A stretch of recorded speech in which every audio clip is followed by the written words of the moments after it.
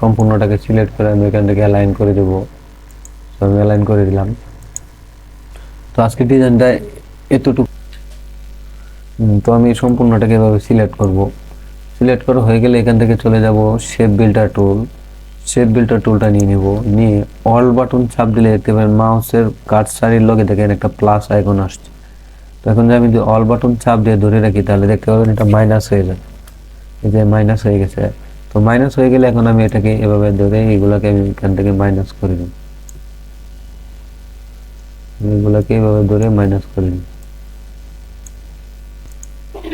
তো এটা হয়ে গেলে এখন আমি এইবার সম্পূর্ণটাকে সিলেক্ট করব। সিলেক্ট করা হয়ে গেলে আমি গ্রুপ করে নিলাম। তো এবার গ্রুপ করা হয়ে গেলে আমি একটু ছোট করে নিই। গ্রুপ করা হয়ে গেলে আমি এটাকে টান দিয়ে এইভাবে একটু লং করে দেব। তো এবার আমি এটাকে সম্পূর্ণটাকে সিলেক্ট করে আমি এখান থেকে অ্যালাইন করে দেব। তো আমি অ্যালাইন করে দিলাম।